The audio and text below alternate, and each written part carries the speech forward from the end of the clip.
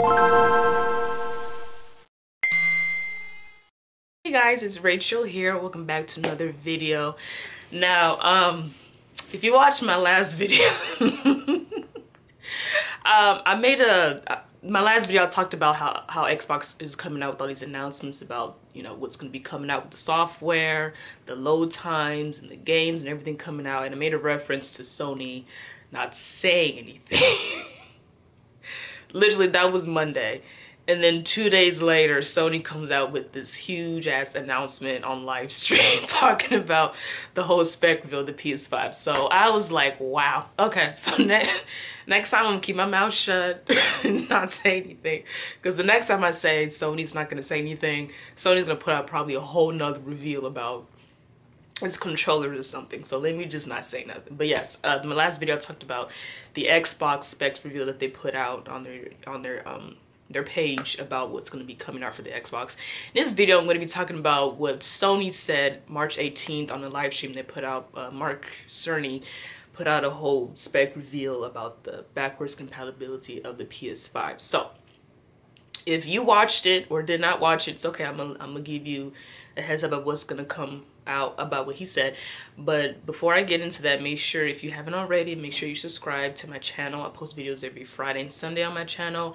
And make sure you like this video, give it a thumbs up if you like it, leave your comments down below about if you already heard about this, about your thoughts and everything. So without further ado, let's just get into it. So yeah, Mark Cerny came on to live stream. I think it was about an hour long, but he talked about the backwards compatibility of the PS5. Majority of the 4,000 plus titles of PS4 games that are come out will probably be able to play on the PS5. So that's good.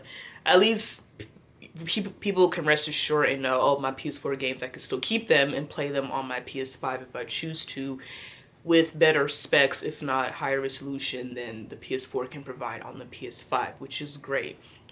He also came out saying that it will come out with about 10.82 teraflops and 16 gigabytes of RAM, and also 825 gigabytes of SSD, which means faster loading time. So he bragged saying the load times will be probably like a second long. So if you blink, like, the game is already loaded. So that means you don't have to wait like 2 minutes or 3 or even 5 or like a while for your game to boot up, because there would be no load screens, which is great.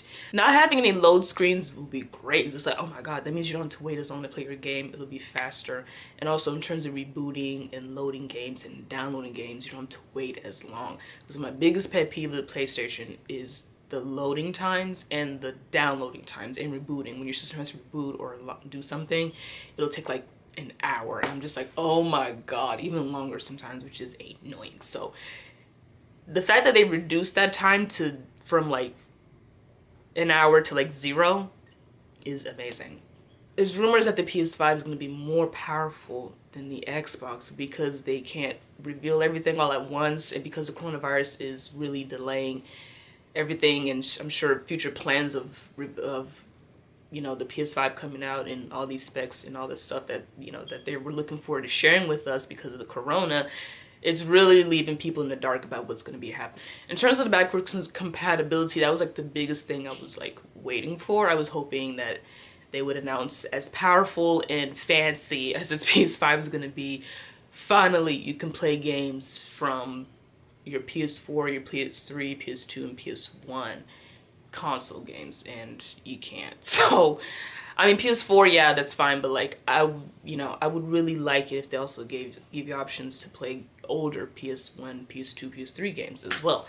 So that way, you know, you don't have to keep all of your consoles. Not that you would give it away, but like, you know, like, come on, like by now you should have a compatible PlayStation that can play older generation games, so retro gamers like me or yourself, if you still have your older games, can play them. But they have, you know, I think it's called the PS1 Plus service where you can play digital games. So I mean, that's fine, I guess. It's not like, it's still like, okay, why, you know, like, it's just like, I don't want to pay for games I already own. Like, if I already own Jak and Daxter on my PlayStation, I don't want to pay for it digitally too, so I can play on my PS4 or PS5. I mean, I'm sure that it'll cross over still, and you'll be able to like digitally transfer your information to the next one. next console, but it's still like, yeah, that's just what it is. But is it worth the buy? What games will not be available to play on there and what games will be? I'm not even going to get into the graphics. I'm sure the graphics will be very, very good. And I'm sure it'll be, if not more powerful, more enhanced and faster than the PS4 and possibly the Xbox. Like I said, there's no way of knowing which one's better until you play both. So I'm excited to see when both of these hit the stores. Gamers who buy both, if you have the money to buy both, congrats to you. I'd rather just pick one instead of paying for both, because I don't have the funds to buy both. That's crazy, because I'm telling you, the price tag on both of these, 500 tops, if not 500 tops. Because if they're promising high performance and HD, AK, SSD loading time, all this stuff, believe me, it's going to be expensive. So if you have the funds to go out and get you an Xbox and a PlayStation, you go for it. I'm not.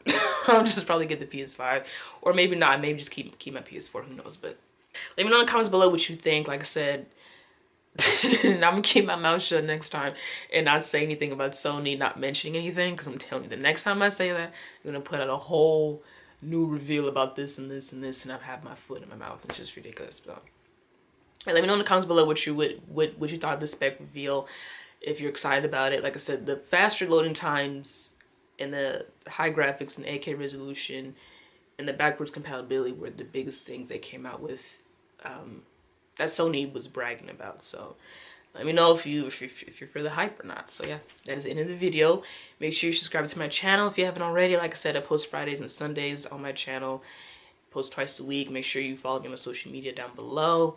And I will see you next time for another video. Make sure you play a video game, and I'll see you next time.